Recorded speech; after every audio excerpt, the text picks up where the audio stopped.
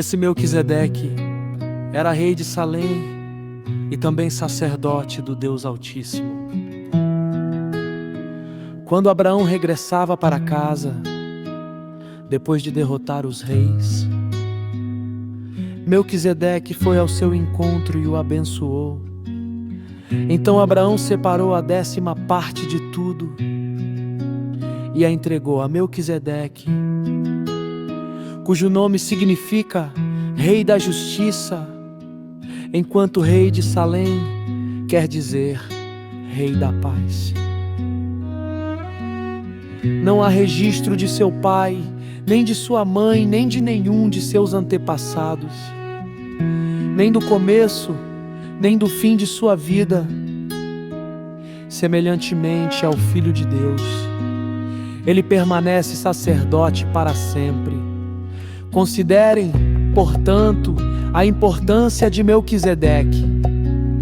Até mesmo Arão, o patriarca, a reconheceu ao entregar a ele 1/10 do que havia conquistado na batalha.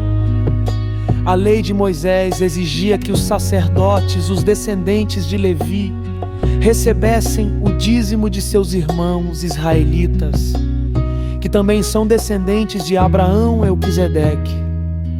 Porém, que não era descendente de Levi, recebeu o dízimo e em seguida abençoou.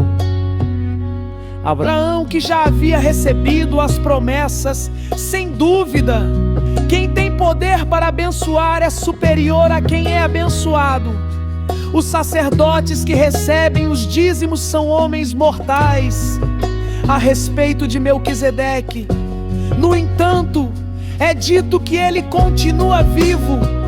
Além disso, pode-se dizer que os levitas, que recebem o dízimo, também o entregaram por meio de Abraão. Embora Levi ainda não tivesse nascido, a semente da qual ele veio já estava no corpo de Abraão, seu antepassado, quando Melquisedeque se encontrou com ele. Portanto, se o sacerdócio de Levi, sob o qual o povo recebeu a lei, pudesse ter alcançado a perfeição, por que seria necessário estabelecer outro sacerdócio, com um sacerdote segundo a ordem de Melquisedeque, em vez da ordem de Arão? E se o sacerdócio muda, também é preciso que a lei mude, pois o sacerdote ao qual estamos nos referindo pertence a outra tribo, cujos membros nunca serviram no altar como sacerdotes.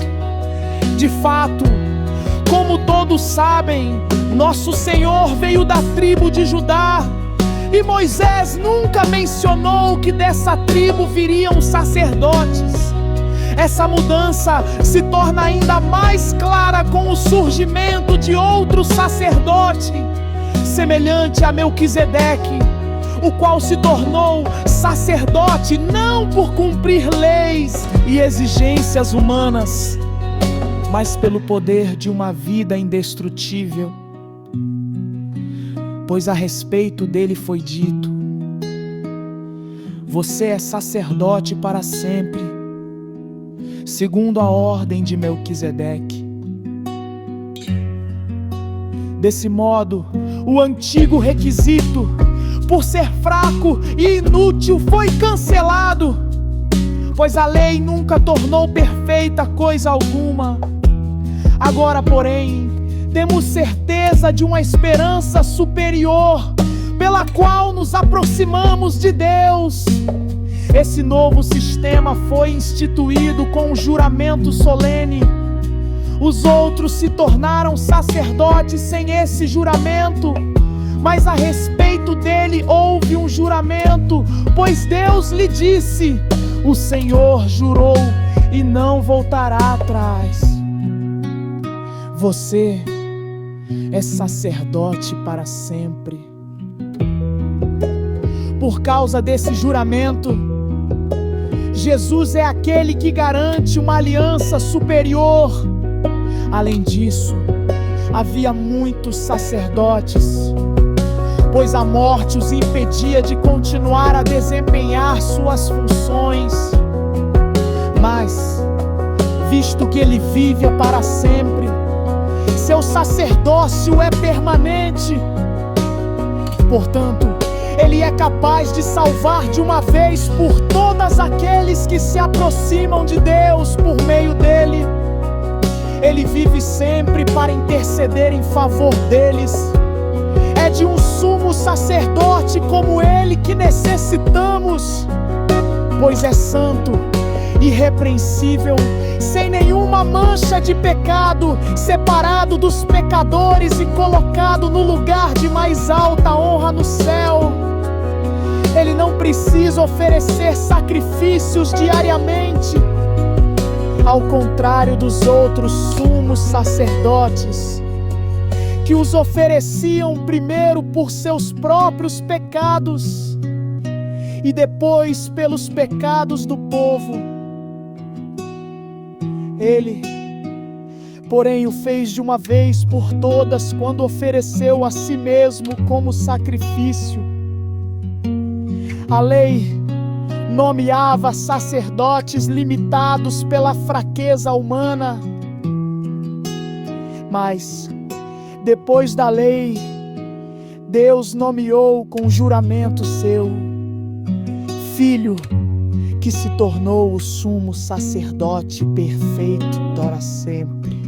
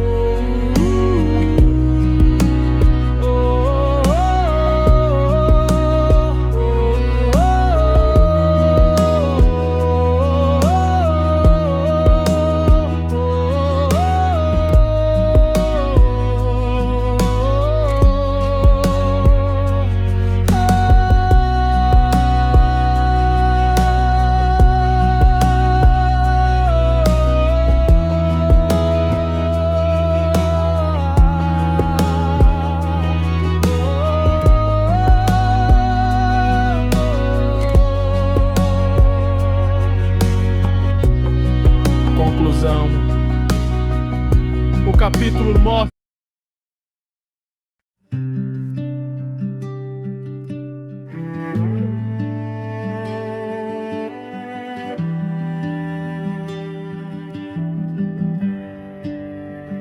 O mais importante é que temos um sumo sacerdote sentado no lugar de honra à direita do trono do Deus majestoso no céu.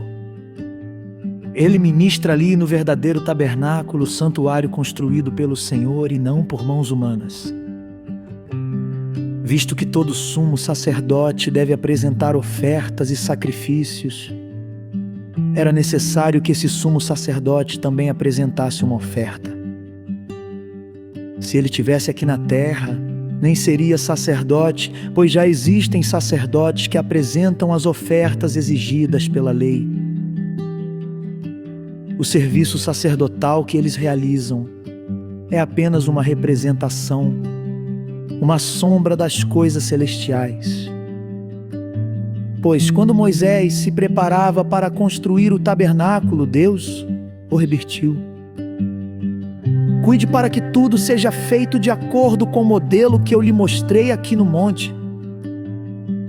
Agora, porém, Jesus, nosso sumo sacerdote, recebeu o ministério superior, pois ele é o mediador de uma aliança superior, baseada em promessas superiores. Se a primeira aliança fosse perfeita, não teria havido necessidade de outra para substituí-la. Mas quando Deus viu que seu povo era culpado, disse: está chegando o dia, diz o Senhor, em que farei uma nova aliança com o povo de Israel e de Judá. Não será como a aliança que fiz com seus antepassados, quando os tomei pela mão e os conduzi para fora da terra do Egito. Não permaneceram fiéis à minha aliança, por isso lhes dei as costas, diz o Senhor. E esta é a nova aliança que farei com o povo de Israel depois daqueles dias, Diz o Senhor: porei minhas leis em sua mente e as escreverei em seu coração. Serei o seu Deus e eles serão o meu povo. E não será necessário ensinarem a seus vizinhos e a seus parentes, dizendo: você precisa conhecer o Senhor, pois todos, desde o mais humilde até o mais importante, me conhecerão. E eu perdoarei sua maldade e nunca mais me lembrarei de seus pecados.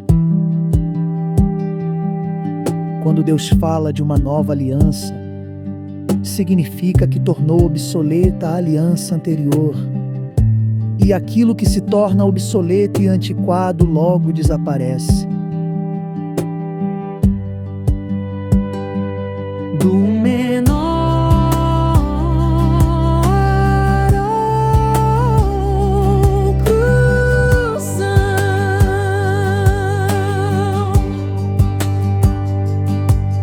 Hebreus 8 nos mostra que Jesus é o sumo sacerdote perfeito, que ministra no verdadeiro tabernáculo celestial. Ele não apenas cumpre a lei, mas inaugura uma nova aliança, escrita nos corações e baseada em promessas eternas. essa nova aliança nos garante perdão, intimidade com Deus e uma vida transformada pela sua graça.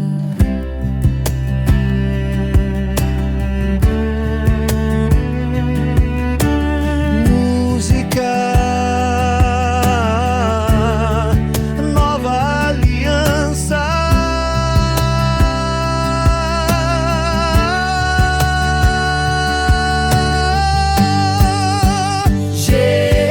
Jesus, meu sumo sacerdote, à direita do Pai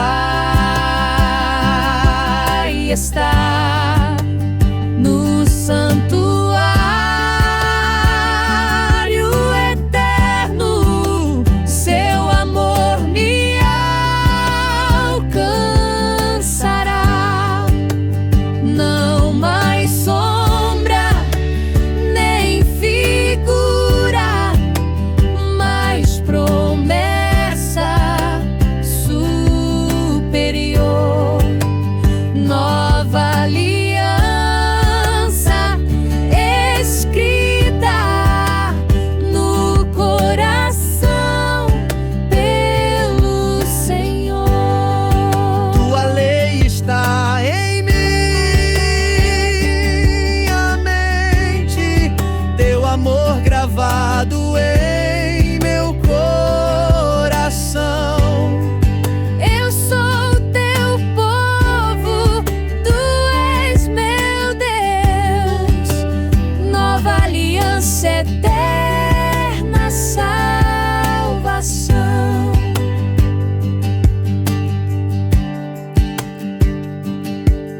Do menor ao mais importante,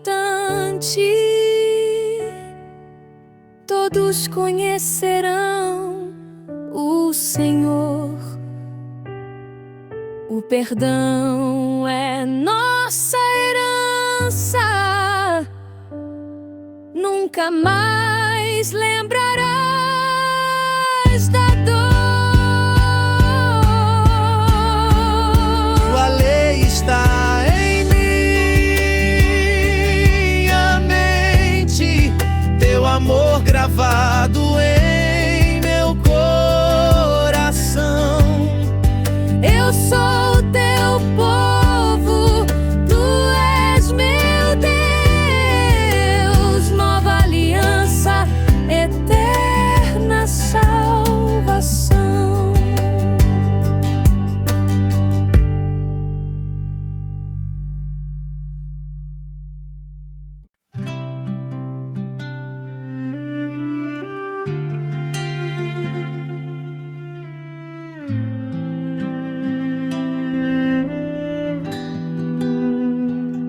A primeira aliança tinha regras para adoração, bem como um santuário terreno. Esse tabernáculo era dividido em duas partes. Na primeira, ficava o candelabro e a mesa com os pães da presença. Essa parte era chamada Lugar Santo. Depois, havia uma cortina e atrás dela, a segunda parte, chamada Lugar Santíssimo.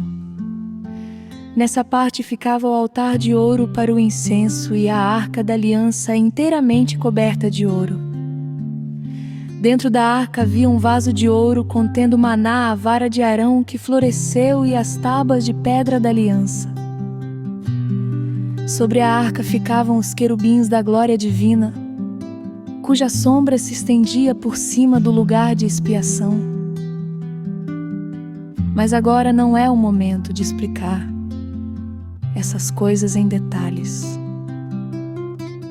Quando tudo estava preparado, os sacerdotes entravam regularmente no lugar santo para cumprir seus deveres sagrados. Mas apenas o sumo sacerdote, e só uma vez por ano, entrava no lugar santíssimo. Ele sempre apresentava o sangue do sacrifício pelos próprios pecados e pelos pecados que o povo havia cometido por ignorância. Com essas regras, o Espírito Santo mostra que o caminho para o lugar santíssimo não havia sido aberto enquanto o primeiro tabernáculo continuava em uso. Essa é uma ilustração que aponta para o tempo presente, pois as ofertas e os sacrifícios que os sacerdotes apresentam não podem criar no adorador uma consciência totalmente limpa.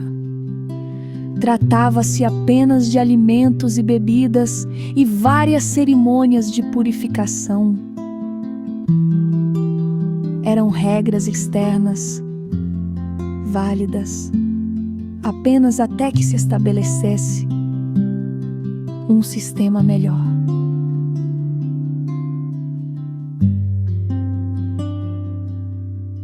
Cristo se tornou sumo sacerdote de todos os benefícios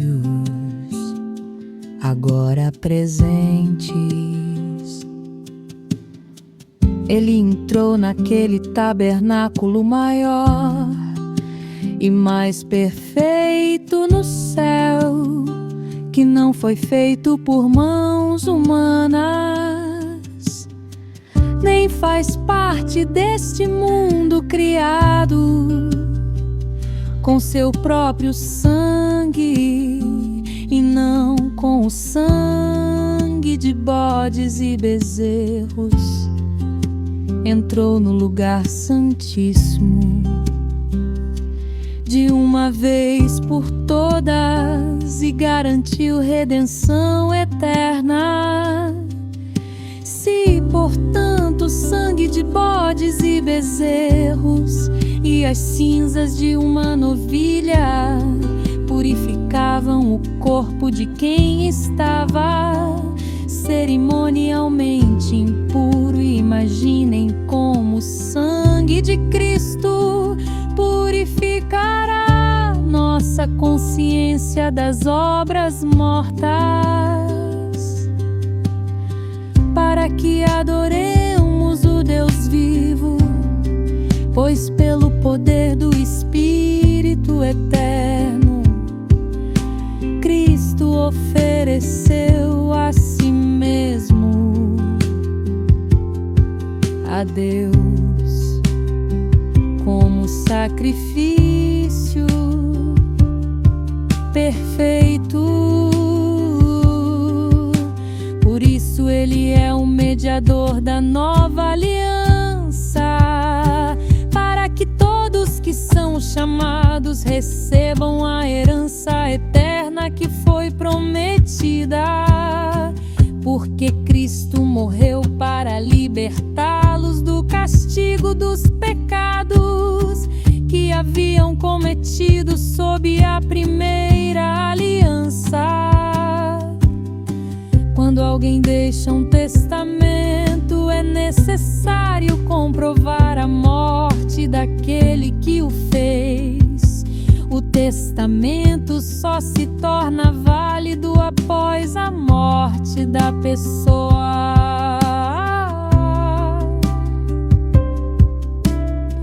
Enquanto ela ainda estiver viva, o testamento não entra em vigor. É por isso que até mesmo a primeira aliança foi sancionada com o sangue. Depois de ler todos os mandamentos da lei a todo o povo, Moisés pegou o sangue de novilhos e de bodes, e também água, e os aspergiu com ramos de hisopo e lã vermelha sobre o livro da lei e sobre todo o povo. Em seguida disse: este sangue confirma a aliança que Deus fez com vocês.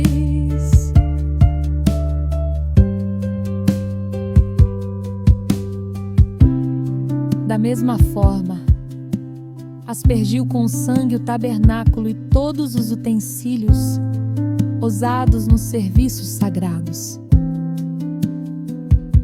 De fato, segundo a lei, quase tudo era purificado com sangue, pois sem derramamento de sangue não há perdão. Assim, as representações das coisas no céu tiveram de ser purificadas com o sangue de animais.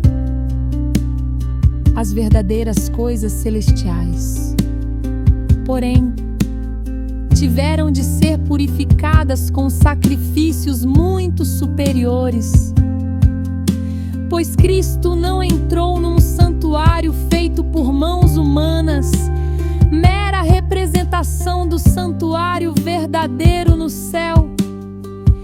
Ele entrou no próprio céu a fim de agora se apresentar diante de Deus em nosso favor. E ele não entrou no céu para oferecer a si mesmo repetidamente.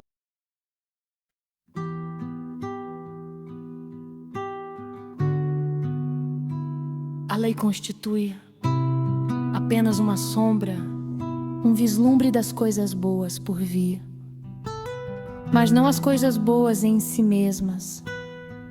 Os sacrifícios são repetidos todos os anos, mas nunca puderam purificar inteiramente aqueles que vêm adorar. Se tivessem esse poder, já não precisariam existir, pois os adoradores teriam sido purificados de uma vez por todas, e a consciência de seus pecados teria desaparecido.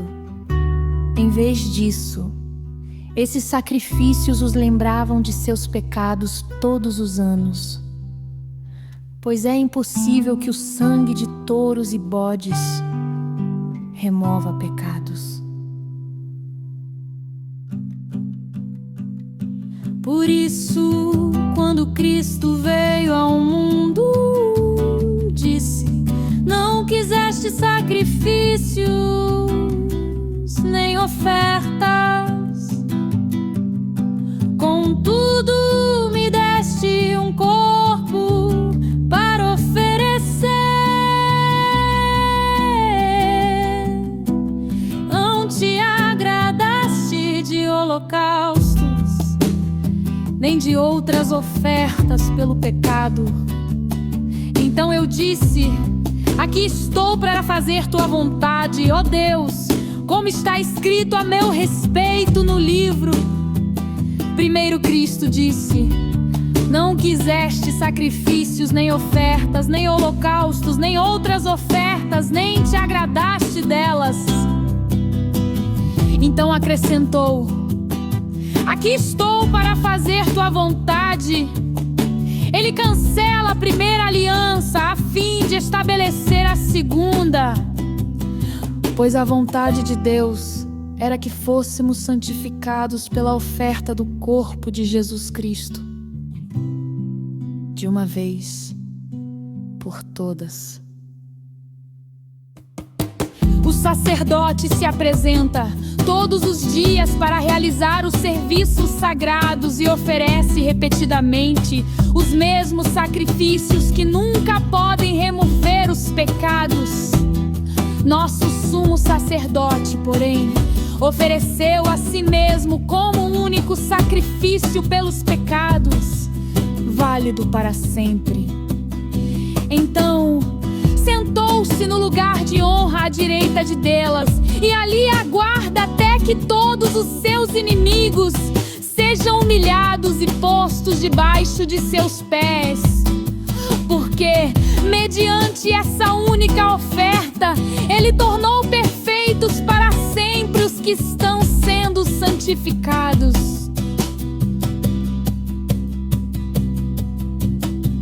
E o Espírito Santo também testemunha que isso é verdade, pois diz: esta é a nova aliança que farei com meu povo depois daqueles dias.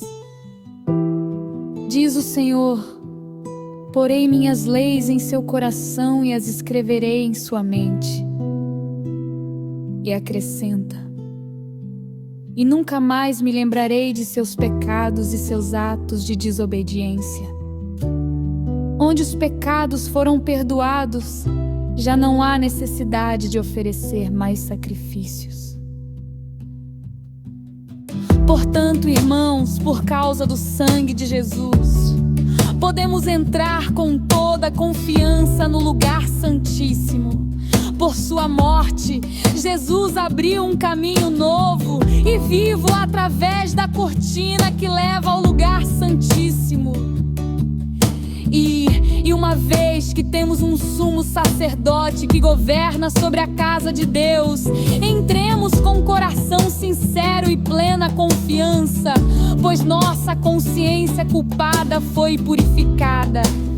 E nosso corpo, lavado com água pura, apeguemo-nos firmemente, sem vacilar, à esperança que professamos, porque Deus é fiel para cumprir sua promessa.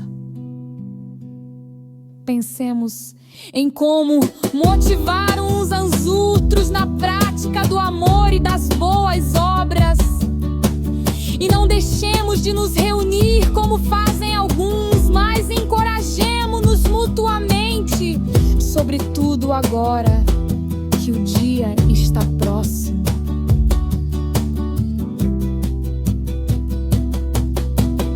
Se continuarmos a pecar deliberadamente depois de ter recebido o conhecimento da verdade, já não há sacrifício que cubra esses pecados.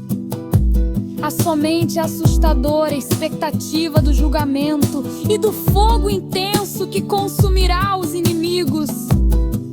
Pois quem se recusava a obedecer à lei de Moisés era morto sem misericórdia, com base no depoimento de 2 ou 3 testemunhas.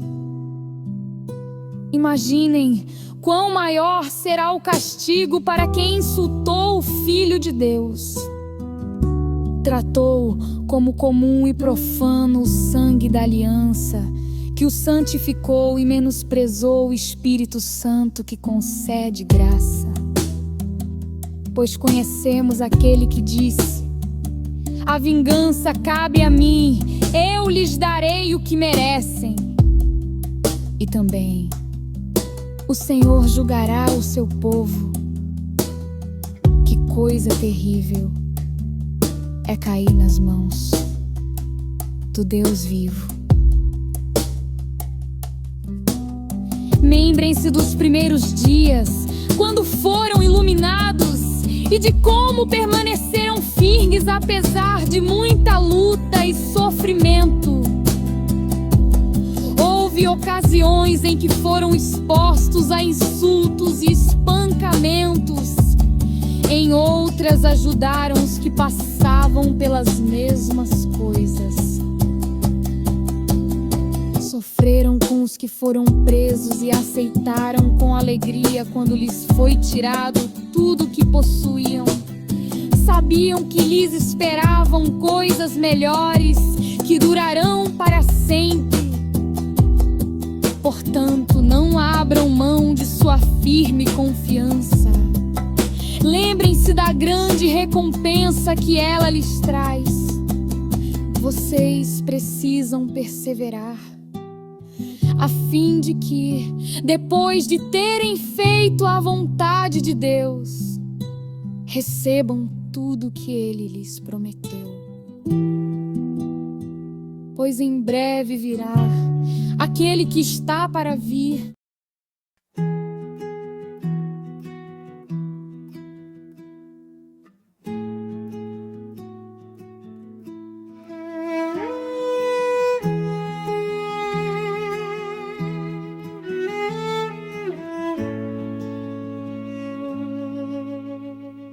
A fé mostra a realidade daquilo que esperamos. Ela nos dá convicção de coisas que não vemos. Pela fé, pessoas em tempos passados obtiveram aprovação. Pela fé, entendemos que todo o universo foi formado pela palavra de Deus. Assim, o que se vê originou-se daquilo que não se vê. Pela fé, Abel apresentou a Deus um sacrifício superior ao de Caim. Com isso, mostrou que era um homem justo, e Deus aprovou suas ofertas, embora muito esteja morto. Ainda fala por meio de seu exemplo. Pela fé, Enoque foi levado para o céu sem ver a morte. Ele desapareceu porque Deus o levou para junto de si. Porque antes de ser levado, ele era conhecido por agradar a Deus. Sem fé é impossível agradar a Deus. Quem deseja se aproximar de Deus deve crer que Ele existe e que recompensa aqueles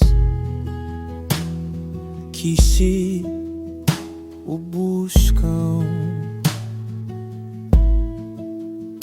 Pela fé, Noé construiu uma grande embarcação para salvar sua família do dilúvio.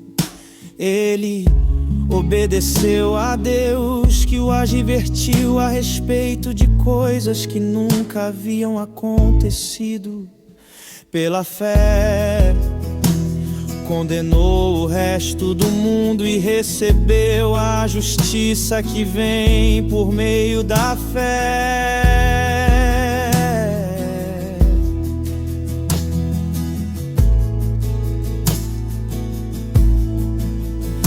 Pela fé, Aão obedeceu quando foi chamado para ir a outra terra que ele receberia como herança. Ele partiu sem saber para onde ia. E mesmo quando chegou em terra que lhe havia sido prometida, viveu ali pela fé, pois era como estrangeiro morando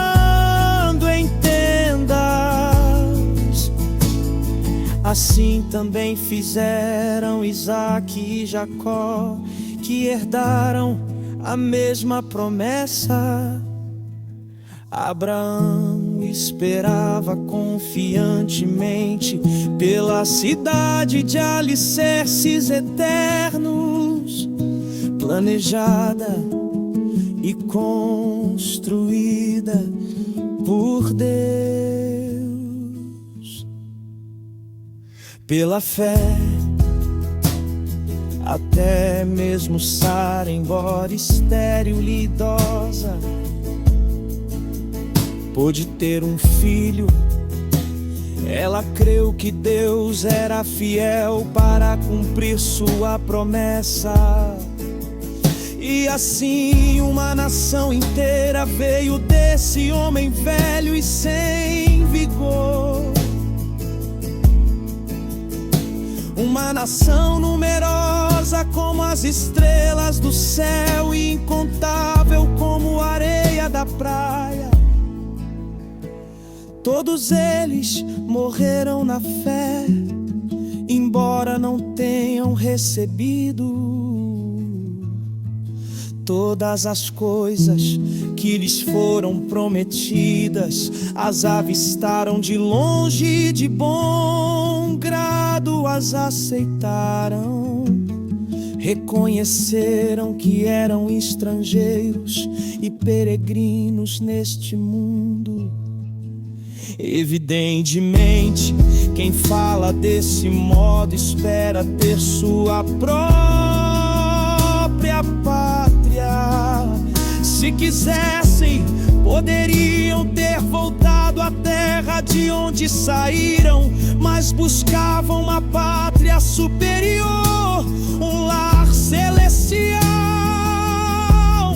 Por isso Deus não se envergonha de ser chamado Deus deles, pois lhes preparou uma cidade. Pela fé, Abraão, ao ser posto à prova,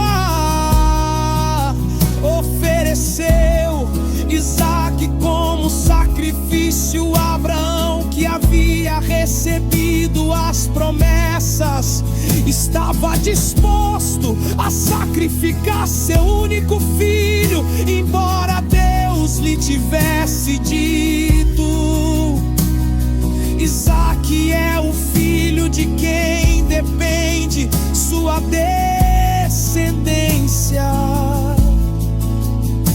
Concluiu que se Isaque morresse, Deus tinha poder para trazê-lo de volta à vida.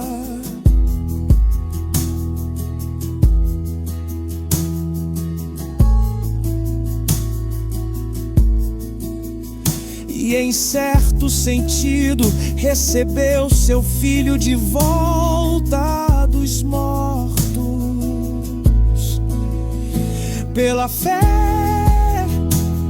Isaque prometeu berços para um futuro.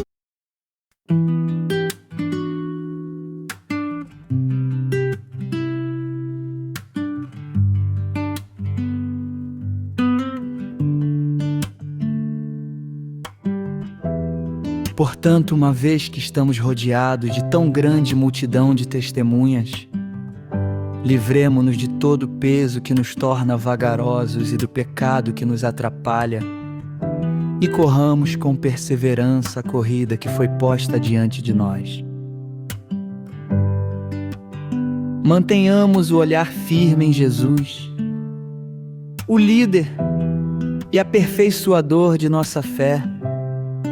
Por causa da alegria que o esperava, ele suportou a cruz sem se importar com a vergonha.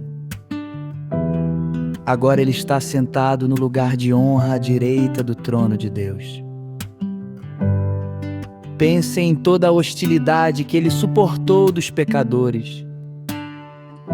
Desse modo, vocês não ficarão cansados nem desanimados.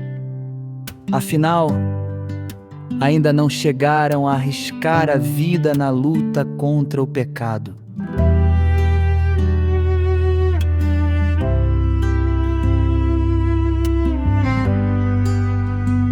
Acaso vocês se esqueceram das palavras de ânimo que Deus lhes dirigiu como filhos dele? Ele disse: meu filho, não despreze a disciplina do Senhor. Não desanime quando Ele o corrigir, pois o Senhor disciplina quem Ele ama e castiga todo aquele que aceita como filho. Enquanto suportam essa disciplina de Deus, lembrem-se de que Ele os trata como filhos. Quem já ouviu falar de um filho que nunca foi disciplinado pelo pai? Se Deus não os disciplina, como faz com todos os seus filhos, significa que vocês não são filhos de verdade, mas ilegítimos. Uma vez que respeitavam os nossos pais terrenos que nos disciplinavam, não devemos nos submeter ainda mais à disciplina do Pai de nosso espírito e assim obter vida. Pois nossos pais nos disciplinaram por alguns anos como julgaram melhor, mas a disciplina de Deus é sempre para o nosso bem, a fim de que participemos de sua santidade. Nenhuma disciplina é agradável no momento em que é aplicada.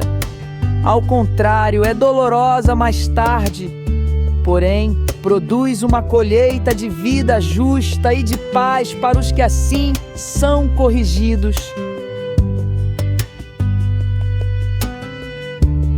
Portanto, revigorem suas mãos cansadas e seus joelhos enfraquecidos. Façam caminhos retos para seus pés, a fim de que os mancos não caiam, mas sejam fortalecidos. Esforcem-se para viver em paz com todos e procurem ter uma vida santa, sem a qual ninguém verá o Senhor. Cuidem uns dos outros para que nenhum de vocês deixe de experimentar a graça de Deus. Fiquem atentos para que não brote nenhuma raiz venenosa de amargura que cause perturbação, contaminando muitos. Vigiem, para que ninguém seja imoral ou profano, como Esaú, que trocou seus direitos como filho mais velho por uma simples refeição. Como vocês sabem, mais tarde, quando ele quis a bênção do pai, foi rejeitado. Era tarde para que houvesse arrependimento, embora ele tivesse implorado com lágrimas. Vocês não chegaram ao monte que se pode tocar, a um lugar de fogo ardente, escuridão, trevas e vendaval, ao toque da trombeta e a voz tão terrível que aqueles que a ouviram suplicaram que nada mais lhes fosse dito, pois não podiam suportar a ordem que recebiam. Se até mesmo um animal portar no monte deve ser apedrejado. O próprio Moisés ficou tão assustado com o que viu a ponto de dizer: fiquei apavorado e tremendo de medo. Vocês, porém, chegaram ao Monte Sião, a cidade do Deus vivo, a Jerusalém celestial, aos incontáveis milhares de anjos em alegre reunião, a congregação dos filhos mais velhos, cujos nomes estão escritos no céu, e a Deus, que é juiz de todos, aos espíritos dos justos no céu, agora aperfeiçoados, a Jesus, o mediador da nova aliança, e ao sangue aspergido, que fala de coisas melhores do que falava o sangue de Abel. Tenham cuidado para não se recusarem a ouvir aquele que fala, porque se aqueles que se recusaram a ouvir o mensageiro terreno não escaparam, certamente não escaparemos se rejeitarmos aquele que nos fala do céu? Quando Deus falou naquela ocasião, sua voz fez a terra tremer. Mas agora Ele promete: mais uma vez farei tremer não só a terra, mas também os céus. Isso significa que toda a criação será abalada e removida, de modo que permaneçam apenas as coisas inabaláveis. Uma vez que recebemos um reino inabalável, sejamos gratos e agrademos a Deus adorando com reverência e santo temor, porque nosso Deus é um fogo consumidor.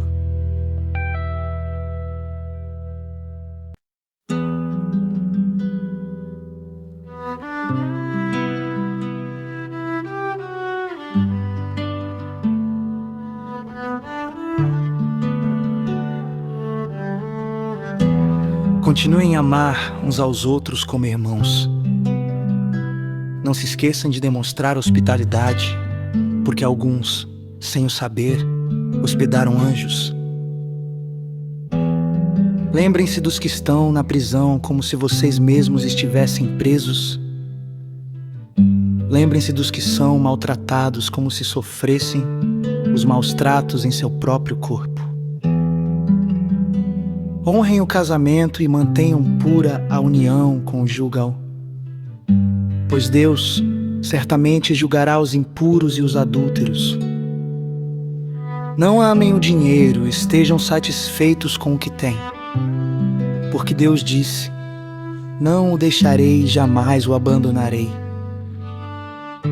Por isso, podemos dizer com toda a confiança: o Senhor é meu ajudador, portanto não temerei o que me podem fazer os simples mortais.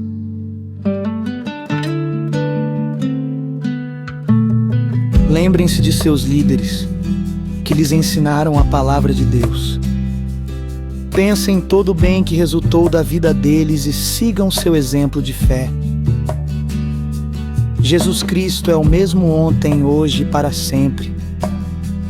Portanto, não se deixem atrair por ensinos novos e estranhos. A força de vocês vem da graça de Deus, e não de regras sobre alimentos, que em nada ajudam aqueles que a seguem. Temos um altar do qual os sacerdotes no tabernáculo não têm direito de comer.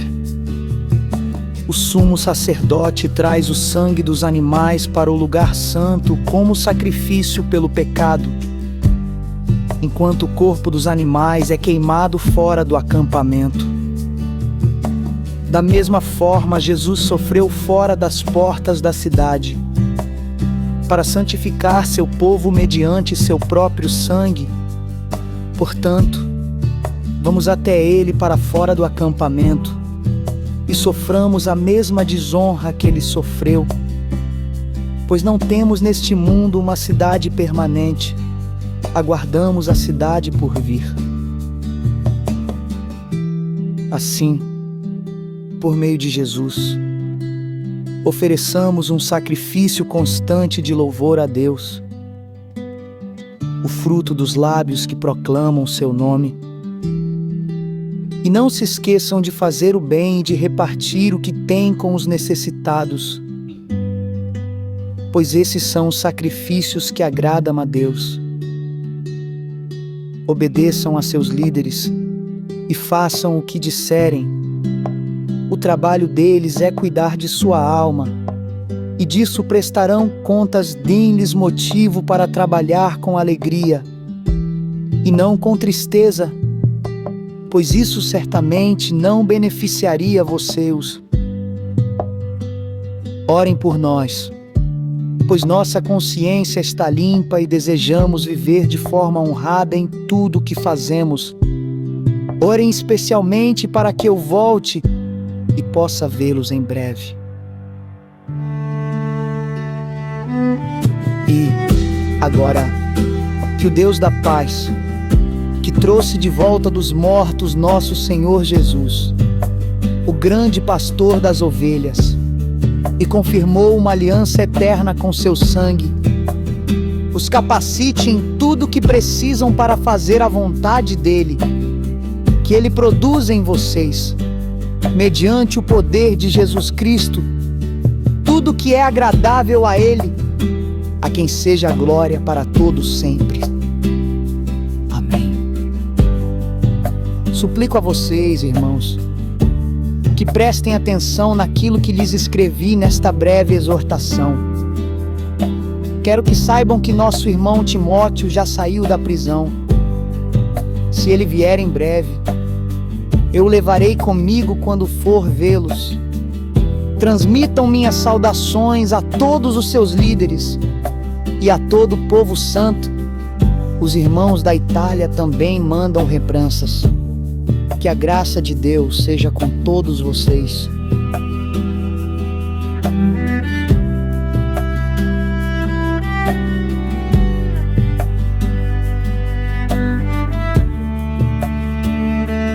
Conclusão. Hebreus 13 nos lembra que a vida cristã deve ser marcada pelo amor fraterno, pela hospitalidade, pela pureza no casamento, pela confiança em Deus e pela obediência aos líderes espirituais. O capítulo reforça que Jesus é imutável e que nossa esperança não está nas coisas terrenas, mas na cidade eterna que virá. A verdadeira adoração é expressa em louvor constante e em atos de bondade e generosidade. Assim, o texto nos chama a viver com fé, gratidão e compromisso, sustentados pela graça de Deus, que nos capacita a fazer a sua vontade.